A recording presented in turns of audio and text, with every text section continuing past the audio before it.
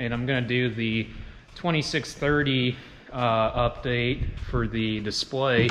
That's not really critical. It's not critical to be done today. That's just more just have it done before spring on that tractor than it is on the 4650. We'll be talking about that later in the video.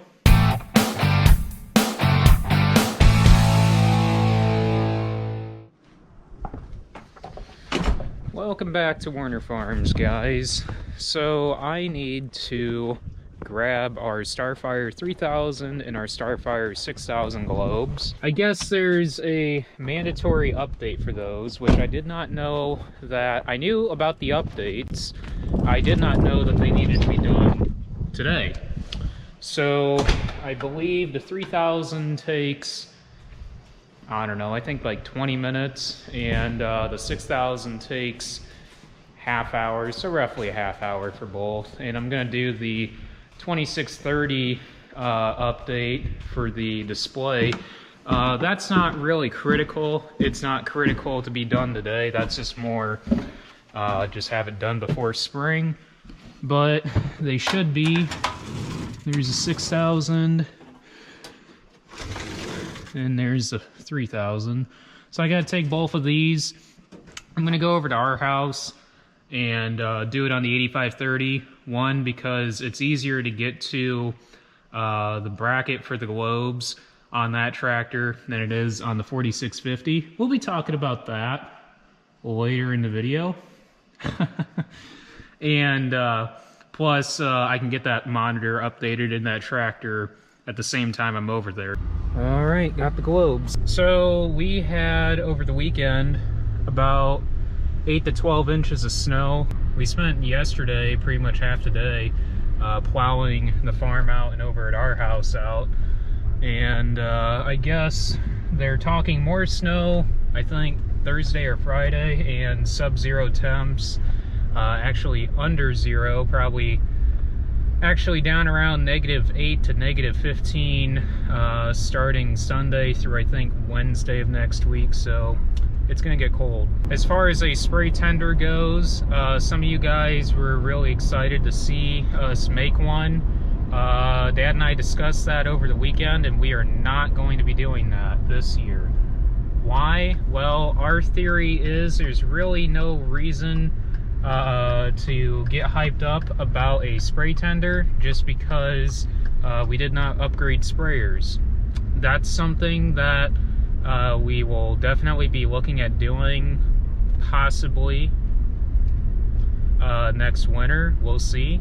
That is definitely on the top of the priority list right now as far as that and a bean planter goes. One of the things that I do want to look at over here at our house while the globes are updating, because like I said, it takes a little while to do these updates, is I want to look at a couple of things in our fertilizer tender. We're considering adding a couple of things to that. So I just wanted to take some measurements over here and make sure what we are considering doing will actually work, which hopefully it does, and that will work out really well.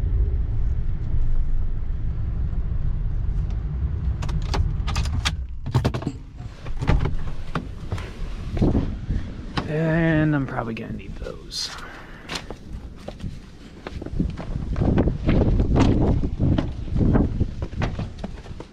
We'll see how this is gonna go. The AMS guy said he would do it for me if I pay him $800, or I could have our John Deere dealer specifically do it and have the service guys do it, and I think I have to pay shop rate and also per globe, so you're still looking about close to $800 there. I was told that you can do this through Stellar Support. We're gonna see how it goes. I was told that there's potentially I could run into some hiccups. I think it's pretty cut and dry and simple, but we'll see.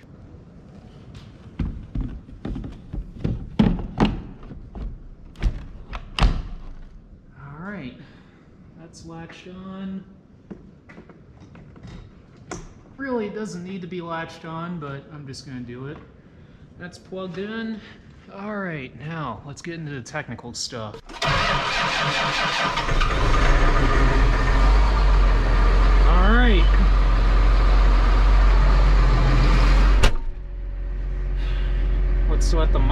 boot up here, and let me grab my flash drives.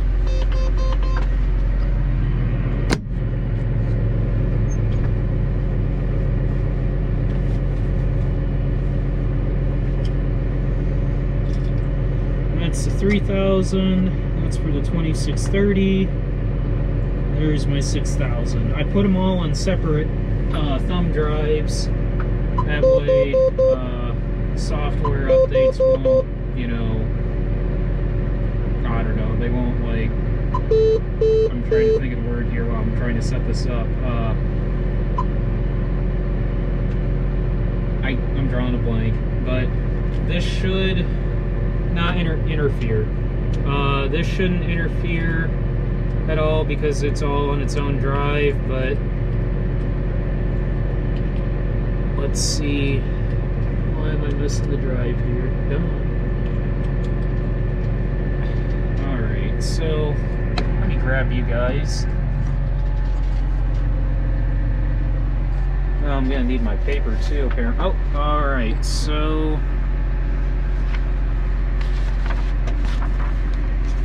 now we're doing USB drive through USB port 2630. Insert your USB, select menu, message center. Alright, so we need to go here. Message center. Why am I drawing a blank?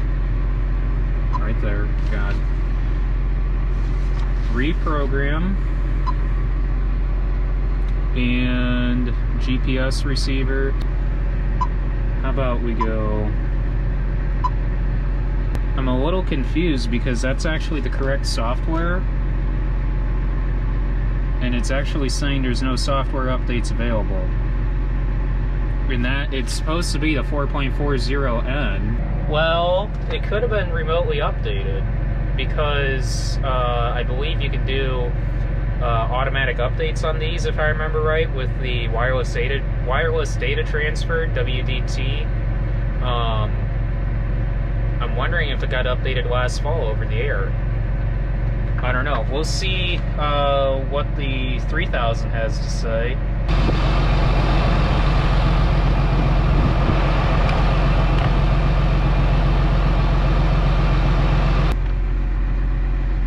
Alright, so that's Gen 4.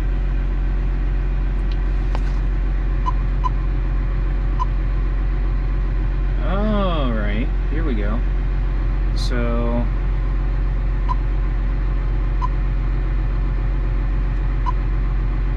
what in the world? Oh, okay. I see. So that's how you select stuff. Alright, so GPS receiver. So message center, select reprogram. I'm on the right track. Select GPS receiver, select program, reprogram device, and change AMS guy. Not directly on this scenario, just on updating the globes in general, and the monitor. I was told I have to either have somebody do this either from John Deere, or I could download the update from Stellar's support and I can have it done that way, and do it myself, which it's pretty simple as I can see to do, but I'm not understanding why everybody is saying that this is a mandatory update and you gotta have this done, blah, blah, blah, blah, blah, and it's already done. I just hope we don't have any issues going into the spring with these being essentially updated, I guess. I don't think we should, but short of calibrated TCM and pulling the tractor out, well, TCM's not really critical whatsoever, but I can't get signal sitting in the shed in here, but I don't know. It's kind of interesting. I guess we're good. I did not expect that. I was expecting to stay over here for a couple hours and reprogram monitors and all that good stuff. Alright, let's go look at the fertilizer tender and one of these totes.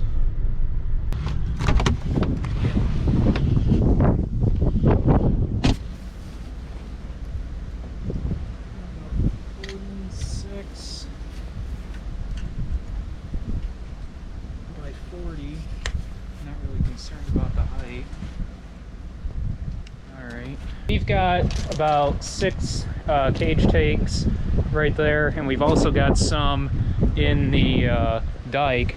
I would say probably about 5 275 gallon ones and about 4 330 gallon ones, just over the years from chemical and fertilizer.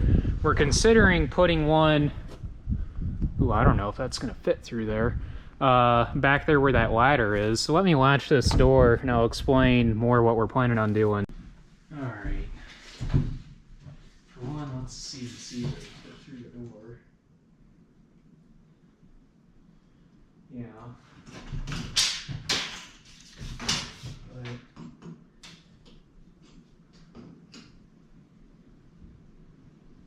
oh man. How are we going to do this?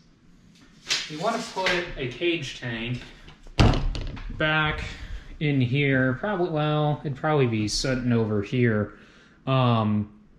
Because our micro feed for side dressing, we can either get in 2x2.5s or a tote. And our theory is that it would be a little bit easier to have a tote in here with a meter on it, 12-volt pump, and then just pump it directly into our inductor. So we're also planning on adding micronutrients to our 2x2x2 and our starter. We run in-furrow and 2x2 starter. So some call it primary starter on our 2x2, and then others call in-furrow secondary starter, or vice versa. Some like to flip that around and call it primary starter in-furrow. Really doesn't matter. We call it 2x2 and in-furrow. So anyways, we're planning on adding micronutrients to our 2x2, which is 2 inches on either side of the row, with our dual fertilizer injectors from Yetter. We're thinking of running 10-34-0 and 32, half and half, with micros. So what we would end up doing is having 2x2.5s or a tote, if we can get a tote, which shouldn't be a problem, of micros, of a mix. And again, you know, just have the tote in here. You know, this tote wouldn't be coming in and out, obviously. We would just get it in here and have the pump on it and just pump directly into our inductor. But I don't know how easy this is going to be. I really don't want to take that all apart. It's one of those things where I wish we would have done it last year when we were putting it together, but short of getting something else, like a tank, and putting in here, I don't know, I'm gonna have to do some looking on Enduraplast and see if there's a small tank that we can put in here instead of a cage tank. It would be really awesome to use a cage tank, but I'm afraid a cage tank would also take up a lot of room in here. Alright, I did some looking, and looks like Norwesco would be the best bet, because you can get a 250. Basically what I'm trying to get is something that's under 40 inches in diameter, so I can get it through this opening without having to essentially move anything that's already bolted down and plumbed together. But anyways, looking for something that's under 40 inches in diameter, and it looks like Norwesco would be our best bet. Probably like a 200, anywhere from like a 250 to 300 and some gallon. Nothing real crazy over 350. Anywhere between 250 to 350 would be adequate for what we need. Because some of this stuff could potentially go on at a gallon to the acre, depending. Because our use rate last year on some of this micronutrients is like at 68 ounces to the acre, and potentially that rate might end up going up to like a gallon to the acre, from what it looks like on some of these charts, just based on some trials that we did and saw and stuff like that. So basically it's just now just keep looking, and we'll work on that project within the next month and a half. Some of you guys were asking me about this online through Snapchat and Instagram. That is a in-furrow tank, or well, it's a fertilizer tank that mounts on a tractor or a planter, or you can mount it wherever you would want. I mean, in theory, I mean, we were going to mount it on the front of the tractor, more specifically on the 8530 for an in-furrow tank for soybeans. That's our plan, like I was saying before, is to go to 15-inch row soybeans and run in-furrow and starter. Basically have an in-furrow tank mounted on the front of the tractor, or potentially on the planter frame. I doubt we would do that, but that would more than likely end up going on the front of the 8530. But we bought that 3 years ago on an auction, literally just a few miles from the farm on Listinsky's auction, and went for a pretty good price. That's why we bought it.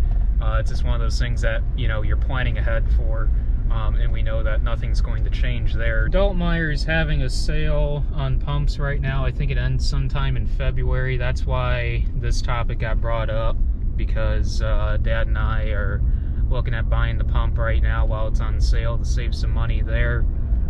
We're probably going to go with one of the higher end ones that has the metering where you could just punch in exactly the amount that you want. The neighbor has that, and it's pretty slick.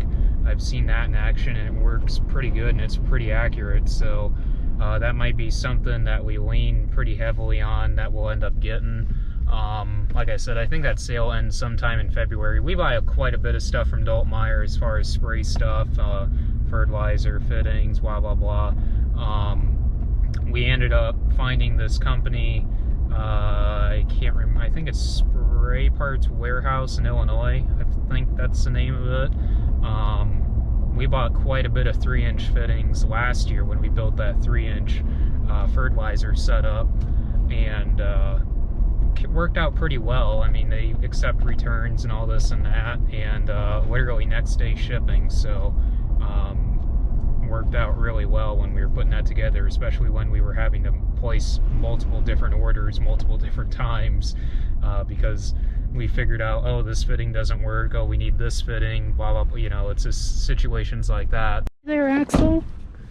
How's it going? Yeah. I think he's, how old are you? I think you are 26 weeks, I want to say. He's getting to be just about as big as Bela. The vet said that he will potentially be the biggest German Shepherd that they have had in the vet, and that's if he grows into all the schlop. Hey, come on, let's go. There's one. The other one's not having it. Yeah, you want a milk bone. Come here. Come on. There you go. Come on, pick one out. Yeah, you love those things. Bela never really used to like milk bones that much, and ever since he started eating milk bones and has loved them ever since, Bela's kind of caught on to them and really liked them now. So I don't know, I guess it's an acquired taste. I don't know, I'm not a dog, so. So you guys have all been wanting to know what the heck we bought back late December, early January. This is one of two. Yes, one of two. This is a 2012 Freightliner 122 Coronado SD day cab. This truck has 36,000 miles on it, and we bought these down in we bought this one down in Kentucky for an extremely good deal. This was something that we were planning on doing just one truck, just adding to our two trucks and running three. And I was looking for a truck on an auction. We had a budget. I went on Truck Paper and increased our budget a little bit. I stumbled across these trucks and I saw the one in the other shed here, or the other part of the shed here. I'll walk in there and show you, but I saw that one first, and I saw the miles listed and it said 63XXX, and I'm like, wait a second, and I scrolled back up And I'm like, that's 63,000 miles. I'm like, 63,000 miles, that's awfully low for the price. And the price was pretty outstanding. We made out pretty good between both of these trucks, because what we found out is that these came out of the oil fields of Texas, more specifically in Houston.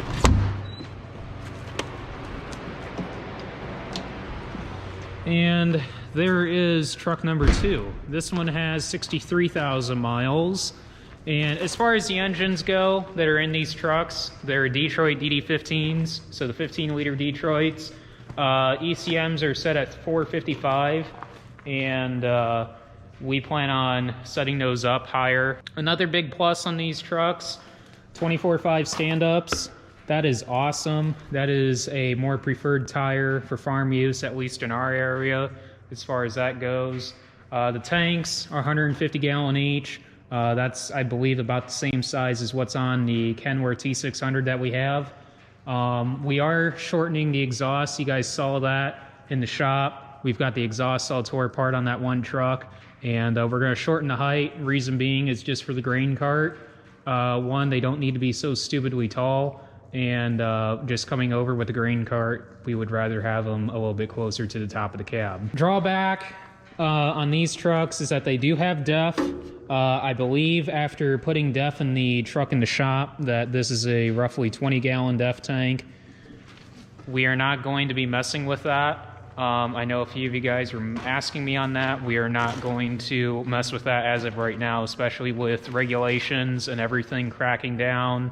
And also with it being harder and harder and harder to modify that system, we are not going to be touching that whatsoever. So, but I have gotten a few tips on what to do if you are going to keep the DEF system, as far as stuff to look for, say like on the EGR and stuff like that. So big shout out to those guys.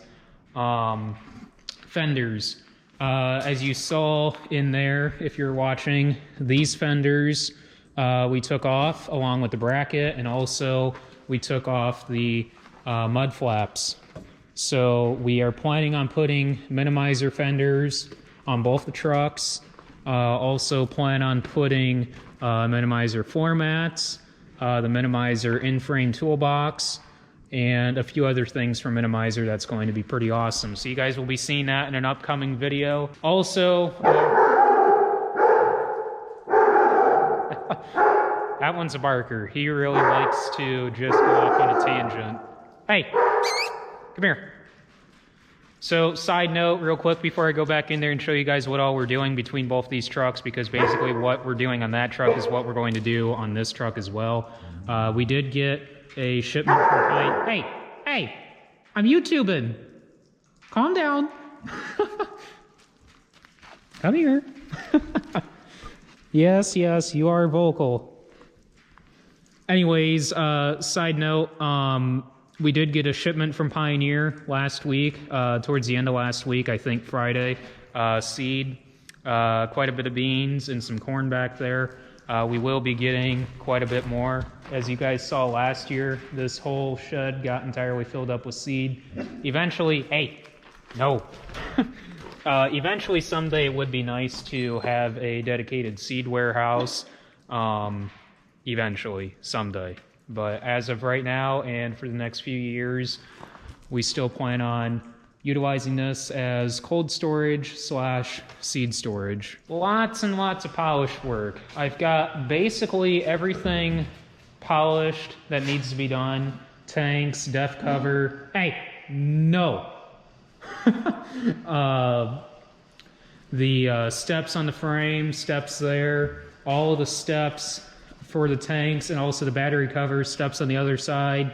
The heat shields, basically everything for the most part is sitting over here. That's been polished. I need to get this step done because this one was bent up a little bit, and we straightened that for the most part. That needs to be polished yet, and the stacks need to be polished. Got 15 by 5 chrome ones ordered. We're going to take a foot off the exhaust here on either side, and get new chrome bands and clamps, and put this all back together. As you guys saw on the other side, we've got the mirrors tore. We've got the one mirror tore apart. We're gonna get this mirror tore apart. They just need to be replaced. These trucks weren't very well taken care of as far as TLC and stuff like that goes. So we're just trying to go through them all and get them up to our standards as far as equipment goes. So we've got mirrors coming from Freightliner, 3 of them, because the dealer down in Kentucky, Tyndall Truck Sales, that's where we got these, replaced the one mirror on that truck. So we still need to do that mirror, another mirror on that truck yet. So we got 3 mirrors coming. Problem is they don't sell it as a complete mirror kit. Basically, you have to buy everything individually. So we had to do that. And Freightliner is the only place that you can go through to get the mirror. You look anywhere online and you cannot find those signature Coronado mirrors with the LED marker lights in the top and the bottom. You could just get regular mirrors, but we want to do it right and make it look nice. Those are going to be in on Wednesday, I guess, up at Freightliner up in South Bend. So we will be running up there Wednesday or Thursday and getting those and working on the mirrors on this truck. Again, same thing on this truck. Fenders, slip plate, in-frame toolbox, floor mats, and a bunch of other goodies from Minimizer. So you guys will be seeing that in a future video. And also, same on this truck, all aluminum rims and 24.5s on this one as well. So these are going to be really, really awesome trucks. I cannot wait. As far as what we're going to be doing with our other trucks, as of right now, we currently have 4 trucks. We haven't... Calm down. As of right now, we are not doing anything. And no, we are not going to run 4 trucks. We talked it over, and more than likely, unless plans change, we're going to be keeping the T600, which a lot of you guys like. And we are going to be getting rid of the blue Freightliner. I will be doing some posts on that when we decide to sell it. It will be here shortly that we will be advertising that eventually, sometime when we get both of these trucks road ready and cleaned up and done, because we would end up pulling that truck in the shop here, going through it, detailing it, and then getting pictures and advertising it. So I'm guessing towards the end of March, first part of April is when we will be advertising that. But most of you guys know what that truck looks like. If you guys are any potentially interested whatsoever, get with me on Snapchat or Instagram, or email me. My email is down below. We don't quite have a price in mind, but we kind of do. Again, like I said, we're not advertising that right now, but if any of you guys would be potentially interested in the future of buying that, you know, I'm just throwing it out there. Just get with me. So yeah, later today we're gonna go pick up some stuff for these trucks at Menards. Just stainless steel bolts and nuts and washers for the steps, and work on slowly getting this thing put back together, and just waiting on some stuff for Minimizer, and we can keep going on this truck. So one last thing before I go in the office to do some work on the computer. LED lights are in, and we also put probably 50 to 60 bags of insulation up above, and also down in the walls, because that east wall really needed to be re-insulated. So that will help tremendously on the heater, and eventually, I don't know if we're going to do it yet this winter, but we might. We're going to tear down the siding on that wall and put up new bats on that side. So we're working on completely re-insulating the shop. So that will help take a lot of pressure off the heater that we have in here, so it's not running as frequently, because we did not realize that that thing was going to be as loud as what it is. We were kind of hoping that it was a lot quieter, and it's not, but it's still really nice. Well, we got thing 1 and thing 2 up here. So why does Axel get the bed? Really? He kicked you off the bed? What about seniority? What the heck? My goodness, look how comfy you look. Come on, why aren't you on the bed? Oh, jeez.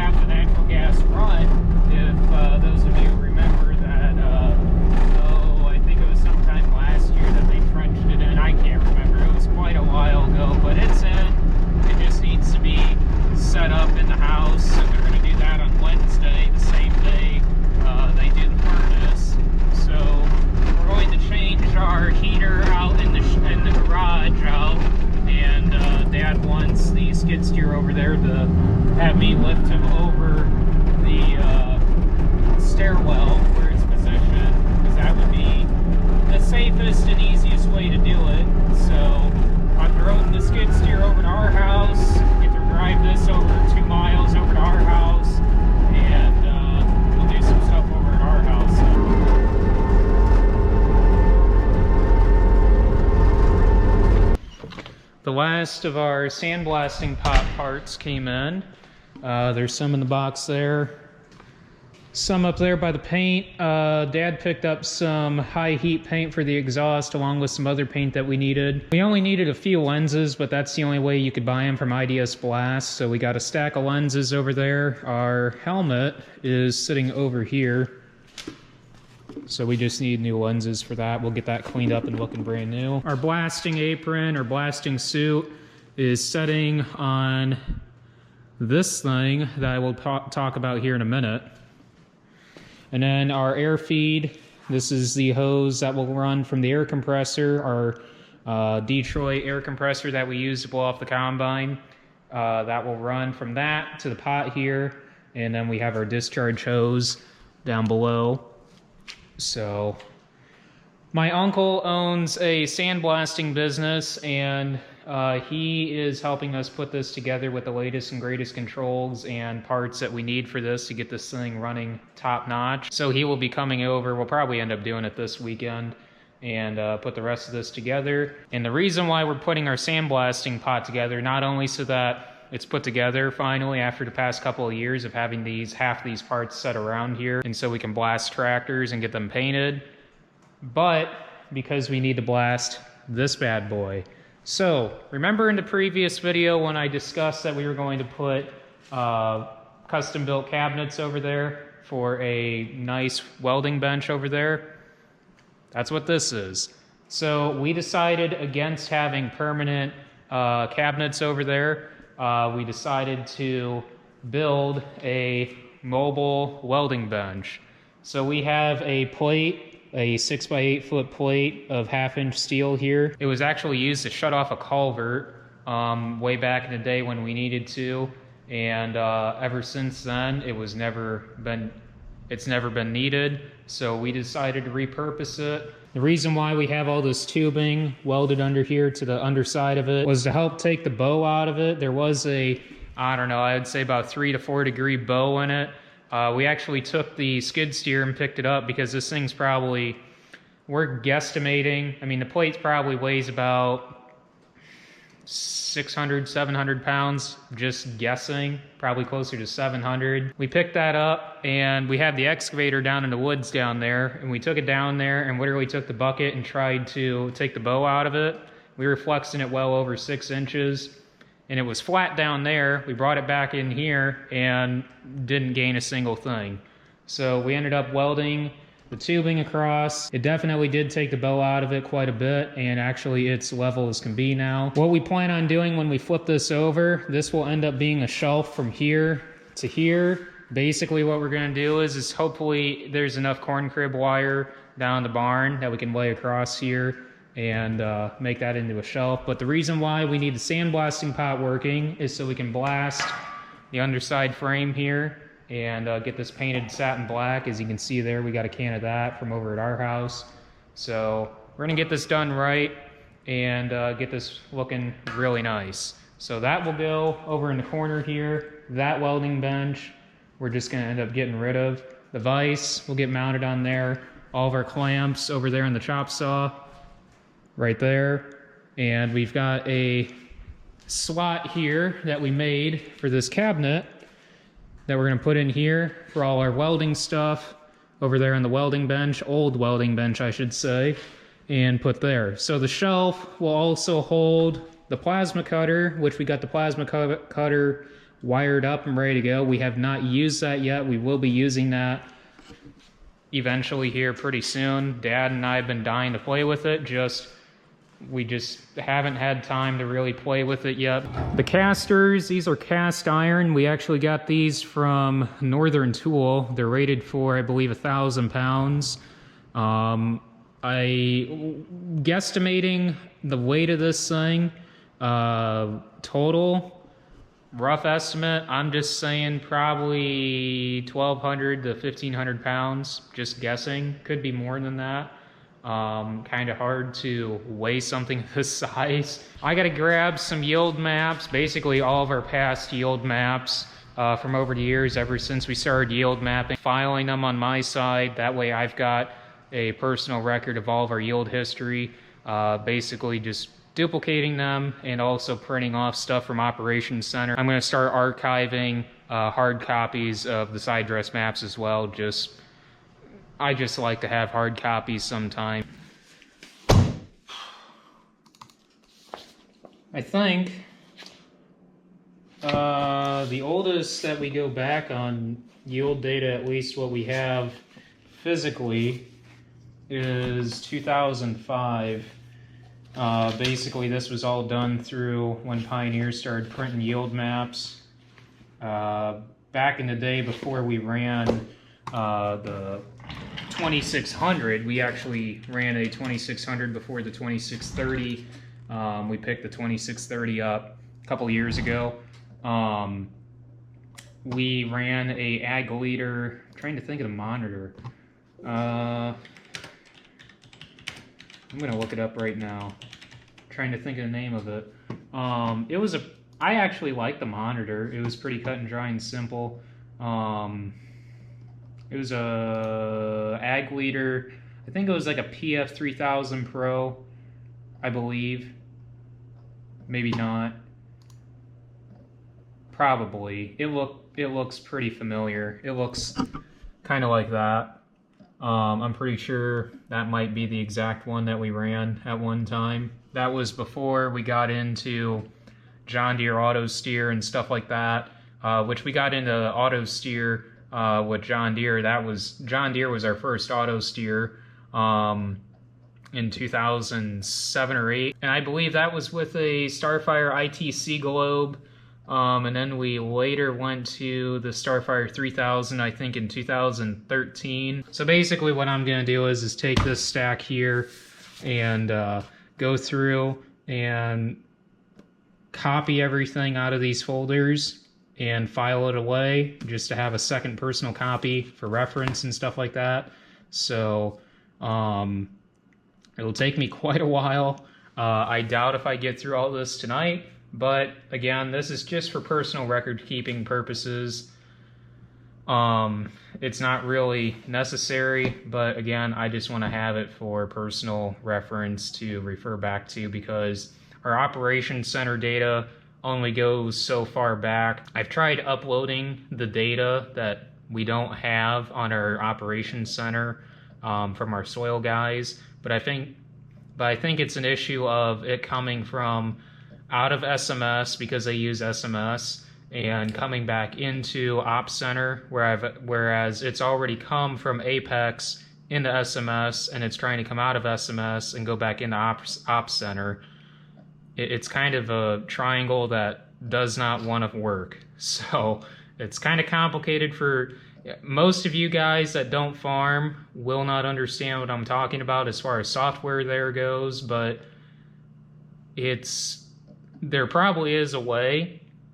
It's just, I don't know if I want to dive that deep into it because really it's not that critical. Though we are going to start making prescription maps. I'm going to play around with the prescription builder from John Deere with Agri, I think it's called. Basically on here, I can make prescription seeding maps. I can make prescription side dress maps. I can make prescription tillage maps. What I'm more concerned about right now is making a prescription side dress map. We have the capabilities now with the John Deere Rate Controller 2000 that we have on our Fast 28 applicator that I own to variable rate our applications when we side dress. And we could have done it last year. I didn't want to get too deep into that. I just wanted to get a good understanding of how to run the rate controller, which it's very basic on how to do. Looking back, I wish we would have maybe had like 1 or 2 maps I could have played with prescription wise. This year, just about, I would say 90% of the fields will have prescriptions. I'm looking at trying to dial in some of our fields a lot better instead of doing blanket applications.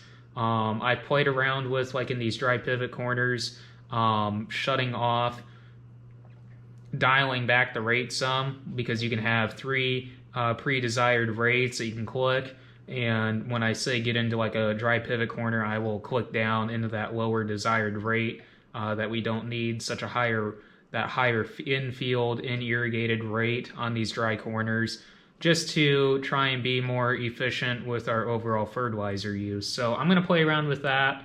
I'm going to go ahead and end this video here. Thank you guys for watching. Don't forget to like, comment, and subscribe down below. Don't forget to follow me on Instagram, Facebook, and Snapchat. The next video will be working on the semis. There will be a few videos of working on the semis. Seed deliveries are coming from Pioneer, so we're getting shipments in. Anyways, thank you guys for watching, and I will catch you guys in the next video.